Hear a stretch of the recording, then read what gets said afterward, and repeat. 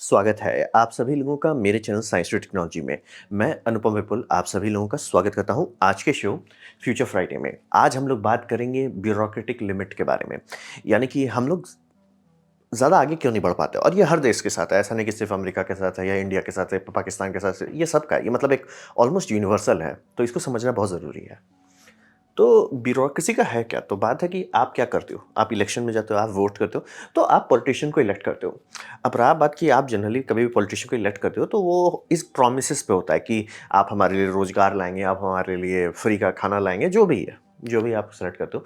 तो उसको इम्प्लीमेंट कौन करेगा? वो थोड़े जाके करने वाले हैं ये सब इम्प्लीमेंट, उसका काम नहीं है। उनका काम है पॉलिसीज़ लाना, तो पॉलिसी इम्प्लीमेंट कौन करेगा? तो इम्प्लीमेंट का काम होता है ब्यूरोक्रेट्स, यानी कि मोदी जी ने कुछ कह दिया, तो उसे करने का काम ब्यूरोक्रेट्स का होता है। और यहाँ पे समझिए इनका सबसे बड़ा फ़ायदा ये होता है कि ये इलेक्शन से अफ़ेक्ट नहीं होते हैं और पब्लिक परसेप्शन से भी नहीं। और ये मतलब जितने भी डेमोक्रेसी है सब जानबूझ के ऐसा बनाया गया है ताकि कंसंट्रेशन ऑफ पावर बहुत ज़्यादा ना हो, यानी कि एक के पास सब चीज़ का पावर ना हो। और ये मतलब बहुत एक्सपीरियंस के पास से गया है डिक्टेटरशिप और इसमें डेमोक्रेसी का यही अंतर है। डेमोक्रेसी में बहुत चीज़ हौच-पौच हो जाता है, लेकिन कंसंट्रेशन ऑफ पावर कभी भी इतना ज़्यादा नहीं होता कि एक पूरा देश डुबा दे। मतलब बहुत ज़्यादा बेवकूफ़ी होना होगा, परत दर परत कई दशक तक, तब जाके वैसा होगा। लेकिन जनरली ऐसा नहीं हो पाएगा। तो वही समझिए कि ये पब्लिक परसेप्शन और इलेक्शन से इंडिपेंडेंट रहते हो, तो ये अपने फील्ड में मास्टरी कर पाते हैं। और ये समझिए कि जब भी आप लार्ज ग्रुप को चला रहे हैं या बहुत सारे स्टेट्स को चला रहे हैं, ये हमेशा होगा, ये समझना बेहद ज़रूरी है। ऐसा चीज़ नहीं है गवर्नमेंट में होता है, ये बड़ी-बड़ी कंपनी में होता है, नाइकॉन में होता है, रेड में होता है, सब में होता है, कैनन में होता है, सब जगह होता है। जहाँ पे भी आप कई सारे लोगों को अगर एक साथ पे रख दिए हैं, तो इसकी ज़रूरत हो ही जाती है और ये धीरे-धीरे ब्यूरोक्रेसी घुस ही जाता है। ये ऐसा नहीं कि वो सरकारी है तो ही ब्यूरोक्रेसी है। प्राइवेट कंपनी में भी ब्यूरोक्रेसी मिलेगा, जिसे आप लोग ऑफिस पॉलिटिक्स के नाम से जानते हैं। तो यही है कि मतलब कोई लीडर है, लीडर कुछ करना चाहता है तो वो करने के लिए टूल ब्यूरोक्रेट्स होते हैं। तो यहाँ पे समझना पब्लिक और प्राइवेट वर्ल्ड को समझना बहुत ज़रूरी है। यहाँ पे ये समझिए कि इसकी ज़रूरत है। ऐसी बात नहीं है कि वो सिर्फ़ बेवकूफ़ी करते हैं या ऐसे नहीं, मतलब एक इलेक्शन का जैसे आप किसी प्राइम मिनिस्टर को सेलेक्ट करते हैं या प्रेसिडेंट को सेलेक्ट करते हैं, वो थोड़े ही जानता है हर चीज़ दुनिया के बारे में कि वो सारा चीज़ कर देगा कि हाँ, हम इकोनॉमी ऐसे सल्टाएँगे, हम ऐसे ही करेंगे। वो आपको बस ये बोल सकते हैं हम टैक्स घटाएँगे। तो कौन-सा टैक्स घटाएँगे, कहाँ पे घटाएँगे, कैसे उसे इम्प्लीमेंट किया जाएगा, ये सब काम करने के लिए एक्सपर्ट चाहिए। तो वो बार-बार के लिए एक्सपर्ट अगर हायर करने लगेंगे तो फिर होता है ना कि वो एक्सपर्ट पे कौन भरोसा करेगा। तो ब्यूरोक्रेट्स एक अलग इकोसिस्टम बना दिया गया है जहाँ पे लोग आते हैं, ट्रायल होता है, टेस्टिंग होती है, सिलेक्शन होता है, वो सब सिलेक्शन होके वहाँ पहुँचते हैं और वो धीरे-धीरे अपना मैच्योर होते रहते हैं। वो एकदम इंडिपेंडेंट चलते हैं आपका उससे।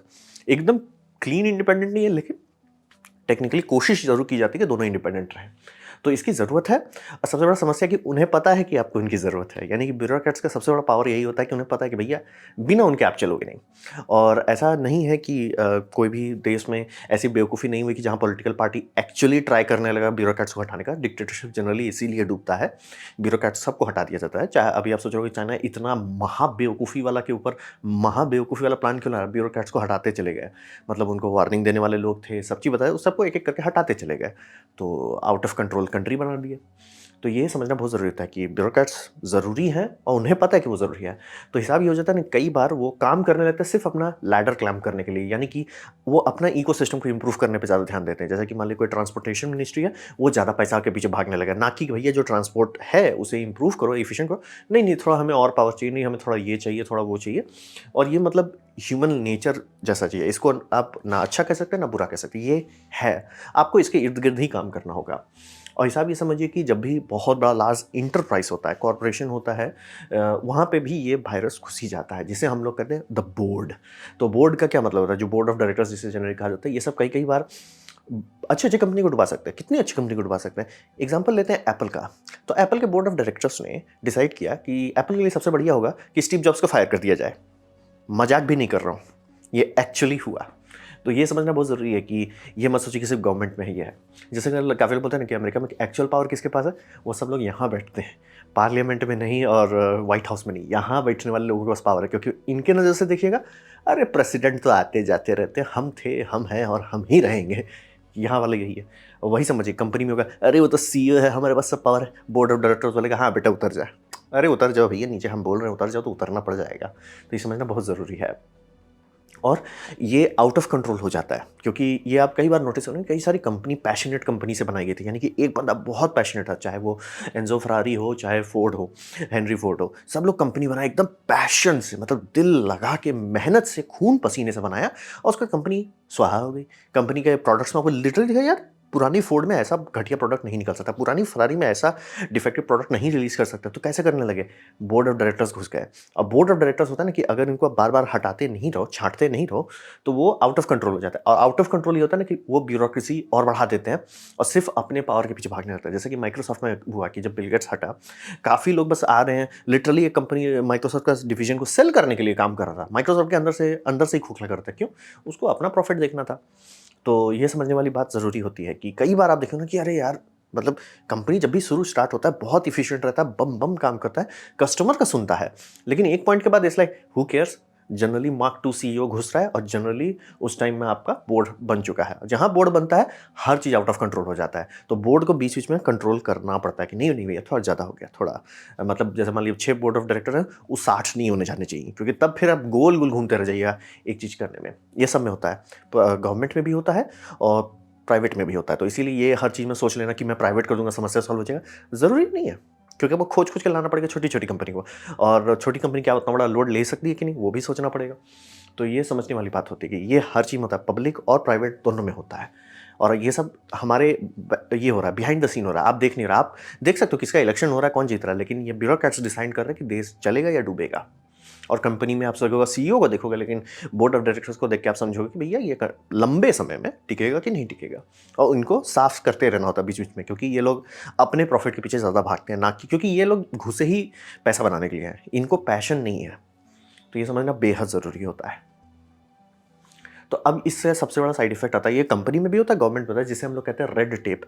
तो रेड टेप का क्या असर होता है? रेड टेप का असर होता है कि लोग कुछ चाहते हैं, ठीक है, कुछ थिंग चाहिए, चाहे वो मेट्रो हो, चाहे कुछ भी हो, कुछ चाहिए, फ्लाईओवर हो, चाहिए।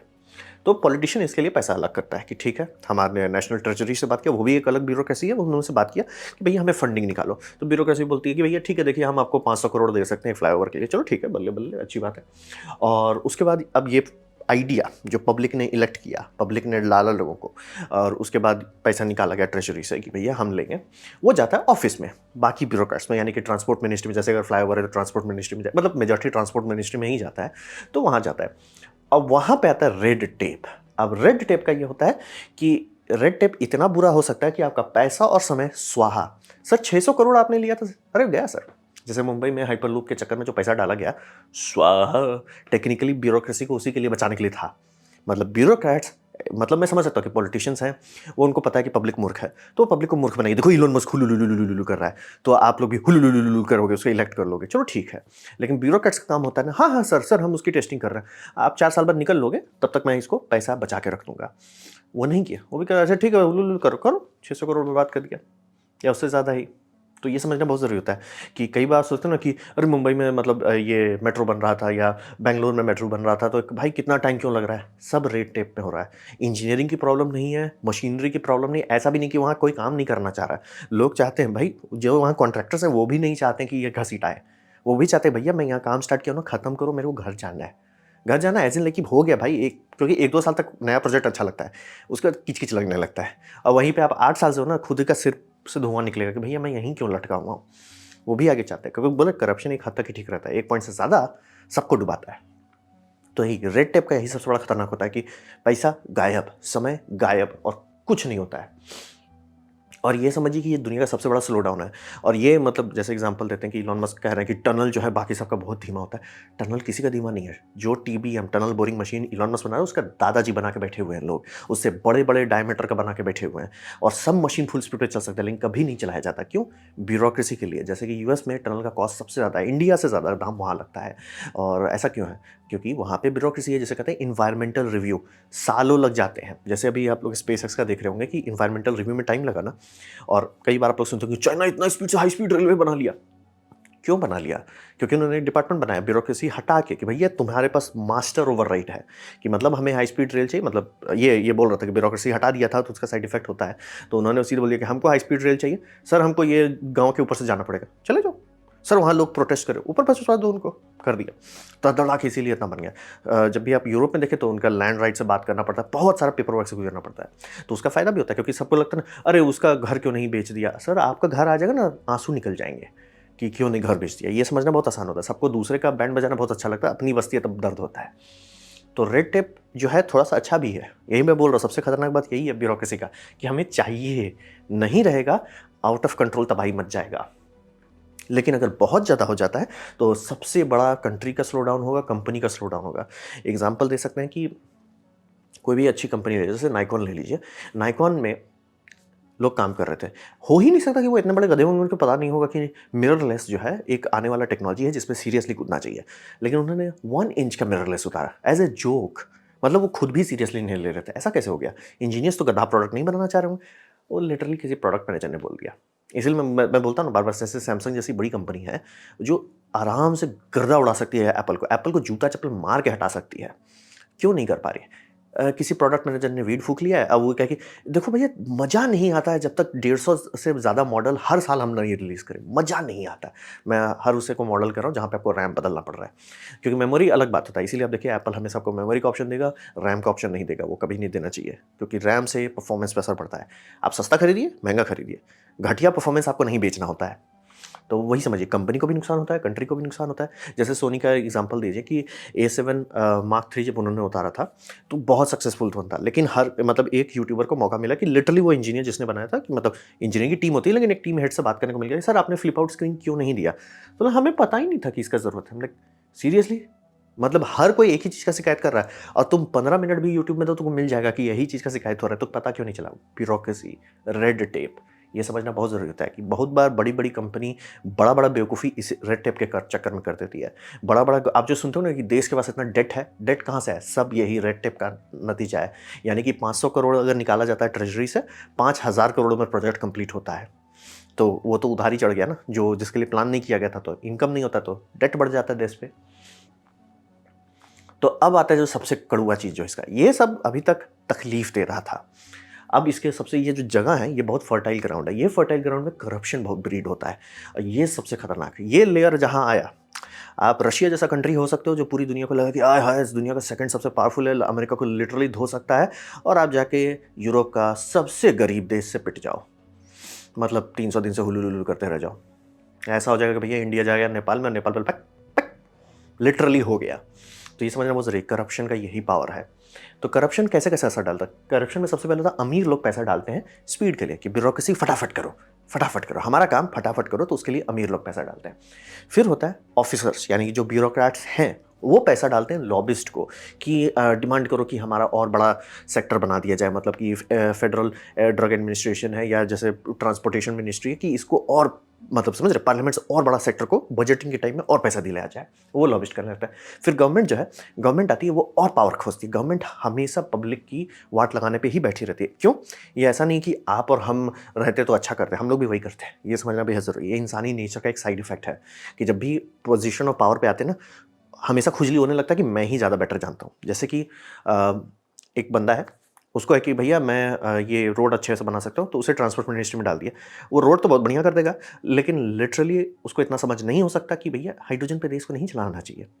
लेकिन वो मिनिस्टर वाला पोजीशन पे उसे खुजली है, वो रेड टेप कर देगा, भैया कोई ये सब कॉन्ट्राडिक्टिव मत करो, अल्टरनेट पे रिसर्च मत करो, देश डुबा देगा। ये समझने वाला बात बहुत सीरियस है। ये हर जगह होता है, हर कंट्री के गवर्नमेंट को बीच-बीच में साफ करना होता है, और अगर नहीं करें तो उसका रेड टेप इतना बढ़ जाता है।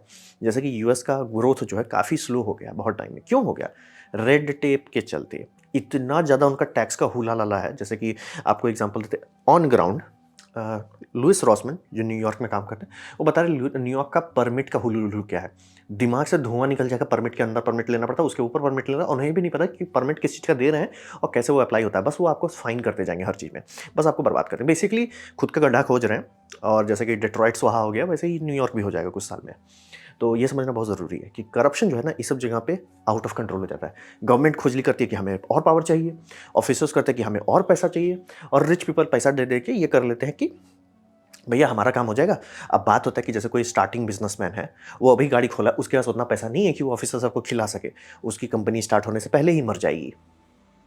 तो ये समझना ज़रूरी है कि एंड में हर चीज़ बन जाता है पावर ग्रैब, कि हर किसी को पावर चाहिए, पावर, खुजली आता है। पावर जो है ना बहुत ज़ोर से खींचता है। बम बम मतलब इतना ज़्यादा ये सब छोटे ऑफिसर्स का ढांपा दिखा रहा हूँ। इतना ज़्यादा पैसा है, इसका कोई यूज़ नहीं है। ये 100% यूज़लेस मनी पे चलेगा। पहली बात, आप इतना खर्च नहीं कर सकते क्योंकि हर चमकने लगेगा, भैया इतना इतना कहाँ से आ गया आपके पास? खर्च नहीं कर सकते, लेकिन ढाँप रहे हैं खुजली से कि भैया और ढाँपना है। भाई 1-2 करोड़ से ज़्यादा आप कमा रहे हो पर मंथ, कोई ज़रूरत नहीं है आपको, क्योंकि आपका पहली बात आधा से ज़्यादा चीज़ फिक्स है। दूसरा, बहुत ज़्यादा आप खर्च करोगे तो या मतलब अंबानी प्राइवेट जेट खरीद सकता है। एक आईएएस ऑफिसर प्राइवेट जेट खरीदेगा तो लिटरली लोग डायनामाइट लेके घुस जाएंगे उसके अंदर में कि भैया कहाँ से आपके पास कहाँ से आ गया? तो वही बोले, खर्च भी नहीं कर सकते लेकिन फिर भी पैसा का भूख है। तो यही समझिए पावर ग्रैब बन जाता है। और इसका सबसे बड़ा साइड इफेक्ट होता है कि पब्लिक फ्री की मरती है, फ्री की। और इसका लॉन्ग टर्म इफेक्ट, देश मर जाता है। जैसे एग्जांपल देते हैं कि अभी पाकिस्तान का वाट लगा पड़ा है, तो क्या ऐसे हो गया कि मतलब पाकिस्तान ने एक गलती किया और दादा मतलब तबाही हो गया कि डिफ़ॉल्ट कर रहा है, अपने लोन के बहुत पास पहुंच गया और चांसेस है कि शायद डिफ़ॉल्ट कर ही दे, क्योंकि मतलब लोन को लोन से नहीं चुकाया जा सकता, मतलब नहीं तो ज़्यादा टाइम तक नहीं कर सकते। तो ऐसा नहीं हुआ कि एक गलती हो गया, ऊप्स, एक फ्लड आया, ऊप्स, ऐसा नहीं हुआ। 20 साल से उनका इंपोर्ट एक्सपोर्ट अनबैलेंस चल रहा था, यानी कि वो इंपोर्ट ज़्यादा कर रहे थे, एक्सपोर्ट कम कर रहे थे, यानी कि जितना वैल्यू वो कमा रहे थे उससे ज़्यादा खर्च कर रहे थे। ये एक साल में नहीं बिगड़ा, ये 20 साल से उनका ग्राफ आप देखिए, 20 साल से वो ऐसे ही चल रहे थे। ब्यूरोक्रेट्स का काम था कि भैया इसे रोकें, इसे संभालें, और लेकिन मतलब समझिए कि ब्यूरोक्रेट्स अच्छा से काम नहीं कर पाए, पॉलिटिशियन अच्छा से नहीं काम कर पाए, आर्मी लिटरली अपना देश को बेच के खाने में लग गई, सबके सब फ्री के मर गए। और वही समझना बहुत ज़रूरी है कि देश खत्म हो जाता है अगर करप्शन बहुत सीरियस हो जाता है। आप आराम से कह सकते हो कि हमारे पास दुनिया की सबसे बड़ी आर्मी है और फ्री के आप पीट दिए जाओगे कि भैया हम तो कैपिटल तक गए थे, फिर वहाँ से हमको हटा दिया गया, अरे इतने सोल्जर स्वाहा कर दिया कि भैया हमें ये करना पड़ गया। करप्शन, अगर आप लिटरली नीचे कमेंट लिखोगे रशिया बहुत पावरफुल है, रशिया में करप्शन नहीं है, भाई वीड फूकना बंद करो, सीरियसली वीड फूकना बंद करो। तो ये समझे करप्शन बहुत खतरनाक चीज़ है। मतलब आप कभी सोचते हो ना कि ग्रेट ब्रिटेन के पास स्पेस एजेंसी क्यों नहीं है? करप्शन, अपना ही देश बेच खाते हैं लोग। तो ये समझना बात बहुत ज़रूरी, करप्शन आउट ऑफ हैंड जाता है। तो यही है फाइनल लिमिट इंसानियत का। मतलब जब भी हम लोग कोई बहुत बड़ा ऑर्गेनाइजेशन बनाते हैं तो इसका हम लोग कुछ कर नहीं सकते, क्योंकि इसका कोई ईजी आंसर नहीं। जैसे मैं ब्यूरोक्रेसी हटा दूंगा, काम ही नहीं होगा। काम करेगा कौन? जैसे एग्जांपल देते हैं, काफ़ी लोग कहें प्राइवेटाइज कर दो। बात है प्राइवेटाइजेशन को चेक कौन करेगा? उसके लिए आपको ब्यूरोक्रेसी बनानी पड़ेगी। जैसे कि food and drug administration, FDA, जो यूएसए का है, बहुत ज़्यादा पैसा खाता है टैक्स का, लेकिन ज़रूरी है क्योंकि वही लोग खर्च कर सकते हैं कि मीट में, जैसे वो मीट की इंडस्ट्री है तो मीट की इंडस्ट्री सारा सेफ्टी लाइन्स फॉलो कर रही है कि नहीं।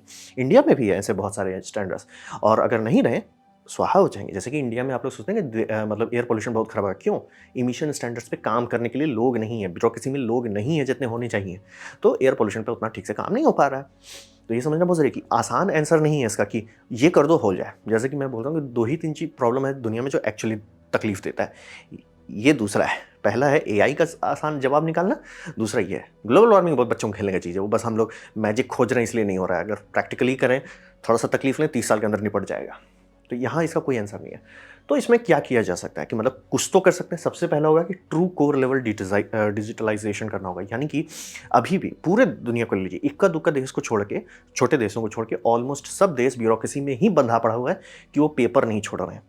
और पेपर ऐसा भी नहीं, आप लोग देखते होंगे पेपर में भी मतलब एक स्टैंडर्ड पेपर होता है जिसे हम लोग कहते हैं A4, A3, A4, A5, ये सब होता है, और एक होता है नौटंकी पेपर जिसे हम लोग कहते हैं लीगल पेपर। लिटरली ये लोग पेपर को भी स्टैंडर्डाइज अभी तक नहीं कर पाए। आराम से कर देना चाहिए, इससे फ़ायदा होगा, सबका कम नुकसान होगा, क्योंकि A4 की फैक्ट्री पूरी दुनिया में है, पेपर कम आएगा। लेकिन नहीं, हमें तो देश में आग लगाना है, ब्यूरोक्रेसी है, तो वो ब्यूरोक्रेसी को हटाना पड़ेगा, डिजिटाइज करना होगा। जैसे एग्जांपल देते हैं, बैंगलोर में एक मेंटल हॉस्पिटल है जो कि सबसे इंडिया का सबसे सीरियस माना जाता है, मतलब सबसे हाईएस्ट क्वालिटी है, निमांस हॉस्पिटल करके। मैं वहाँ 5 साल पहले गया था, तो वहाँ पे लिखा हुआ था बोर्ड पे कि यहाँ पे सारे फाइल डिजिटाइज किए जा रहे हैं। आप लोग मतलब इसी टाइम के आसपास कई सारे हॉस्पिटल में जाएंगे सरकारी में, वहाँ पे देख रहे हो ये फाइल डिजिटाइज की जा रही है। तो वो लोग कोशिश कर रहे थे। तो बात वही समझिए कि अभी सरकार जो है पूरी तरह से एनालॉग ही है। बहुत सारा चीज़ डिजिटल हो गया, लेकिन अभी भी डिजिटल ओनली नहीं है, मतलब पेपर ही है, बस डिजिटल हुलुलु करते हैं। तो ये बदलना बेहद ज़रूरी है। क्यों? ये करने से ना बहुत सारे स्टेप का रिक्वायरमेंट जो है ना ट्रांसपेरेंट हो जाता है कि भैया स्टैंप नहीं लगा। अरे सर क्यों नहीं लगा? दिन में 25 फाइल आराम से एक ऑफिसर पढ़ सकता है, लेकिन वो पढ़ नहीं रहा है। क्यों नहीं पढ़ रहा? अरे सर फाइल खो गया, आपको मानना पड़ेगा, लेकिन डिजिटल रहे सर, राइट क्लिक करने में आपको क्यों वाट लग रहा है? फाइल कहाँ से खो गया सर? फाइल आया है और आप उसमें आराम से टैग कर सकते हैं, ट्रेस कर सकते हैं, उसे ट्रांसपेरेंट बना सकते हैं कि देखिए भैया फाइल यहाँ से 11 बजे निकल गया, तो ऑब्वियसली आपके पास 11 बजे ही पहुँच जाएगा। तो मतलब मान लीजिए कोई सीनियर ऑफिसर काम कर रहा है, फाइल नीचे भेजा, पहुँच गया फाइल सर। आप ये नोट करें, अरे सर फाइल नहीं आएगा, छोटू कहीं रख दिया हुआ इधर। नहीं सर, फाइल आ गया, आपके कंप्यूटर में आ गया, हमें दिख रहा है। और आपका उस टाइम में आपको ऑफिस में होना चाहिए था, हमने आपका अटेंडेंस दिखा है, आपको वहाँ पे होना चाहिए था सर। तो ये समझना बहुत ज़रूरी है कि डिजिटलाइजेशन अगर पूरे गवर्नमेंट लेवल पे करते हैं, नौटंकी लेवल पे नहीं, शुद्ध डिजिटाइजेशन, ये काफ़ी बड़ा लोड हटा देगा। परफेक्ट नहीं कर देगा, बहुत सारी समस्या नहीं सॉल्व करेगा, लेकिन एक अच्छा औजार देगा। मतलब समझिए गाड़ी में ग्रीसिंग थोड़ी अच्छी हो जाएगी। दूसरा, विजिलेंस ही एक लौता इसका इलाज है। विजिलेंस का मतलब आप ऐसे समझ लीजिए कि हमेशा सतर्क रहना होगा। और सतर्क ऐसे नहीं लगे कि हर कोई अच्छा सोच के ही घुसता है। जितने भी डिक्टेटर आज दुनिया को तबाह कर रहे हैं, अपने देश को बेच खा रहे हैं, वो सब उस जगह पे पहुंचे थे अपना देश का अच्छा सोच के। सबसे खतरनाक बात यही है, जैसे कि स्टालिन जो है, जो एकदम पागल मैडमैन जैसा बन गया, तो वो घुसा नहीं था ये सोच के, वो घुसा था हम देश को आगे ले जाएंगे, लेकिन एक होता है ना पावर की खुजली, बहुत ज़्यादा खुजलाने लगता है। तो विजिलेंस वही होता है कि हर समय लोगों को विजिलेंट होना होगा कि नहीं नहीं नहीं सर, ये लॉ के ऊपर लॉ और लॉ को डरा के लॉ पास कराया जाता है। जैसे कि पाकिस्तान में अब लिटरली लोग जो हैं अवेक हो रहे हैं पाकिस्तान में कि भैया आप कश्मीर कश्मीर कश्मीर कर रहे हो, कश्मीर में 30 रुपये में आटा मिल रहा है, हमारे यहाँ 150 रुपये में भी नहीं मिल पा रहा है, 1500 रुपये में कुछ जगह पे आटा मिल रहा है। आप क्या कश्मीर को खिलाओगे? आप हमें तो खिला नहीं पा रहे, कश्मीर को क्या खिलाओगे? कश्मीर लेंगे, कश्मीर लेंगे। अब पब्लिक को समझ में आ रहा है, लेकिन पब्लिक को डरा डरा के वही दिखा दिखा कि ये वो हुलुलुलु झिंगा लला ऐसे ऐसे करके पब्लिक, लेकिन पब्लिक अगर विजिलेंट रहती है तो बोलती है देखिए सर 75 साल हो गए हैं आज़ादी के, शुरू का 15 साल हम आपको दे देते हैं, आपने हुलुलुलु किया, नहीं हुआ, ठीक है अपने देश को सुधारिए सर, अरे कश्मीर आप छोड़ दीजिए सर, अभी आप उसे त्याग दीजिए, पहले अपने आप को सटाइए। नहीं पब्लिक विजिलेंट थी, नहीं सब पकड़ पाई कि इन्हीं के लोगों ने इन्हीं के देश को बेच खाया, नहीं कुछ कर पाए। चाइना में चले जाइए, सीसीपी डरा डरा के वेस्टर्न पावर है हुबली कर रहा है, लिटरली पावर पे पावर वो लूटता चला गया। लोग को फ्री का ऊपर भेज दे रहे हैं, जैसे कि उनके सीसीपी के जो एजेंट्स हैं टॉप लेवल पे, वो लिटरली बच्चों के ऑर्गन्स ले लेते हैं। उनके लिटरली लिखा हुआ कि इन पे मेडिकल सर्जरी चल रहा है जिसमें organ enrichment, like organ enrichment कर नीचे साइड करके खोजिए ऑर्गन ट्रांसप्लांट। भैया 80 साल के लोगों को ऑर्गन ट्रांसप्लांट कौन दे रहा है? नहीं दिया जा रहा है, लोगों को करके लिए लिया जा रहा है। तो वही समझिए कि लोग विजिलेंट नहीं थे जब उनको डरा डरा के अमेरिका इसका सर आप हमारे लिए खतरा हो, अमेरिका हमारे लिए खतरा नहीं, आप हमें लूट मार रहे हो। तो ये हुआ था वाइट पेपर मूवमेंट कुछ दिन पहले, यानी कि अराउंड दिसंबर में लोग मतलब टूटने पे आ गए। दिसंबर में ये हुआ, और सोचिए इतना हल्ला करती है दुनिया में कि we are the world's best, और लिटरली कोरोना से नहीं संभाल पा रही है। मतलब इतना ज़्यादा क्रीमेटोरियम्स फायर कर रहे हैं, सैटेलाइट में दिख रहा है कि भैया इतना ज़्यादा तुम्हारा क्रीमेटोरियम्स क्यों चल रहा है। तो इसमें, और इसका ब्रेक लगाने के लिए इतना बुरा कभी ना हो जाए उसके लिए ट्रांसपेरेंसी, इसलिए मेरा डिजिटलाइज कर दिया जाए कि फाइल ऊपर से नीचे तक सारे कोर्ट में स्टार्ट टू फिनिश अगर डिजिटल चल रहा है, फटाफट पता चलेगा भैया फाइल कहाँ से आया था, कहाँ गया, खोएगा नहीं। वो समझ, छोटू जो छोटा छोटा करके पैसा करता है वो सर आप खत्म, हम आपको सैलरी भी दें और आप फिर नीचे से भी काटो, आप सैलरी पर तो टैक्स देने का कोई मतलब ही नहीं होता, क्योंकि मतलब सरकार का ही पैसा को आप सरकार को लौटाओगे, कोई फायदा नहीं है। तो मतलब लेकिन आप तो ब्लैक निकाल ले रहे हो इतना बढ़िया से। तो ट्रांसपेरेंसी बहुत बढ़िया फायदा। दूसरा, दुनिया का सबसे महंगा चीज एथिक्स। सबसे महंगा दुनिया में क्या ऐसा चीज है जो पैसे से आप नहीं खरीद सकते? एथिक्स। आप ऑनेस्टी खरीद सकते हो, एथिक्स नहीं खरीद सकते। अब वही समझिए लॉन्ग टर्म में यही दो चीज हमें संभाल सकता है। ट्रांसपेरेंसी कि भैया फाइल निकला था तो फाइल गायब कैसे हो गया सर, डिजिटल फाइल है, बैकअप है, उसके ऊपर बैकअप लगा हुआ है सर, टेंशन मत लीजिए। और प्रिंट आउट भी है सर, A4 में है, पेपर भी नहीं खत्म होगा सर, लीगल पेपर वाला नोटंकी हुई नहीं हो, A4 के सर बहुत प्रिंटर आते हैं सर, कोई टेंशन मत लीजिए सर आप। तो वही समझिए, इसलिए इसका कोई आसान आंसर नहीं। जैसे श्रीलंका एक दिन में नहीं बर्बाद होगा, लोग विजिलेंट नहीं थे, लोग नहीं पकड़ पा रहे थे कि भैया ये लोग हमें ले डूबेंगे। चाइना में भी वही हुआ कि सीसीपी एक दिन में नहीं आया। अब बोल तो रहे पाकिस्तान का लिटरली खराब लगता है, क्योंकि बात है कि ये लोग भी वैसे ही हैं जैसे आप और हम हैं। मैं बस भारत में पैदा हुआ, ये बस पाकिस्तान में पैदा हुआ, ये लोग चाइना में पैदा हुए, ये लोग श्रीलंका में पैदा हुए। मेरा भी किस्मत ऐसा खराब हो सकता था कि मैं इस तरह के देश में पैदा हूँ। तो ये समझना बहुत ज़रूरी है कि हमें आगे आना पड़ेगा, हमें थोड़ा पहले समझना पड़ेगा। डिजिटाइजेशन एटलीस्ट काफ़ी कचरा का ट्रांसपेरेंसी में हेल्प करेगा। एथिक्स हमें सीखना पड़ेगा। हर कोई जो ये करता है ना कि अपना देख लेते हैं, भाई सब भूखे मरते हैं ये करने पे। जैसे सोचिए पाकिस्तान में जितने लोगों ने ये मतलब ध्यान नहीं दिया कि पॉलिटिक्स खराब है, सब लोग अपना ही सोच रहे थे, लेकिन अब क्या हो रहा है, लाले पड़ रहे हैं आटे के लिए, रैप सॉन्ग बनाया जा रहा है आटा के बारे में, इतना ज़्यादा दर्द हो चुका। मतलब आप पब्लिक से बात करेंगे आपको पता चल जाएगा भाई बहुत दर्द में है वो, बहुत ज़्यादा दर्द में। और अब ओपनली बोल रहे हैं कि ये क्या, आप जब देखो तब कश्मीर कश्मीर कश्मीर कश्मीर कर रहे हो, हमें तो आप आटा दे नहीं पा रहे हो और आप कश्मीर कश्मीर हुलुलु कर रहे हो। चाइनीज़ वाले लोग भी थक गए थक गए कि भैया आप बहुत खून की नदियाँ बहा दी हैं, बहुत ज़्यादा बहा दी है। श्रीलंका की तो क्या ही बात करें। तो ये समझना बहुत ज़रूरी है कि लिमिट है और ब्यूरोक्रेसी को हम लोग को एक्चुअली मैनेज करना सीखना पड़ेगा क्योंकि बिना इसके ऑप्शन नहीं है और इसे अगर अंडर कंट्रोल नहीं रखें तो रशिया वाला हालत होगा, हमारे पास हाइपरसोनिक हुलुलु है सर, फायर कर दिया, क्या हुआ? मतलब जैसे न्यूक करते तो कुछ बात होता। नेटो से हमसे लड़ाई हो रहा है तो लड़ो नेटो से, फ्री के मार दिए जाओगे। तो वही वाली बात होती है कि ये समझना बेहद ज़रूरी है कि अगर ब्यूरोक्रेसी को नहीं ठीक से संभाला जाए, करप्शन होगा, अच्छे अच्छे चले जाएंगे, लोग विजिलेंट नहीं रहेंगे, आपको फालतू का गोल गोल घुमा के भगा दिया जाएगा। पाकिस्तानियों से पूछिए कैसा हुआ, श्रीलंका से पूछिए, सब क्या बोलते हम टैक्स कम कर देंगे। लिटरली ये ब्रिटेन जैसा जगह पे होने लगा कि हम आपका ये कर देंगे, टैक्स हटा देंगे लेकिन स्पेंडिंग नहीं कम करेंगे। भाई आप कोलैप्स कर दोगे कंट्री को। लोग विजिलेंट नहीं थे, कीमत भरना पड़ता है। ट्रांसपेरेंसी ही इकलौता चीज़ है जो इसको थोड़ा कम रख सकता है, और एथिक्स। एथिक्स का जवाब नहीं है मेरे पास, इसीलिए बोला कि ये बहुत मुश्किल सवाल है। दूसरा सबसे मुश्किल, मतलब पहला एआई का क्या करें, दूसरा एथिक्स का क्या करें। तो ये था मेरा प्रेजेंटेशन, ब्यूरोक्रेसी हमारी पूरी दुनिया को जो लिमिट करके रखी हुई है। उम्मीद करते हैं आपको अच्छा लगा, कुछ सीखने मिला, कुछ समझ में आया। अगर ऐसा है लाइक कर दें, दोस्तों शेयर कर दें, उससे मेरा काफ़ी भला होगा। नहीं अच्छा लगा, नहीं पसंद आया, कोई बात नहीं, आप डिसलाइक दबा सकते हैं। मैं कहूँगा डिसलाइक 2 बार दबाएं, उससे मुझे पता चलेगा कितना नापसंद हुआ है। मैं आपसे कहूँगा कि कमेंट लिखें, मैं हर कमेंट को पढ़ने की कोशिश करता हूँ। आपसे कहूँगा सब्सक्राइब कीजिए, बेल दबाइए अगर आप फ्री हैं तो। आपने मेरा वीडियो देखा, जानकर मुझे बहुत खुशी हुई। धन्यवाद।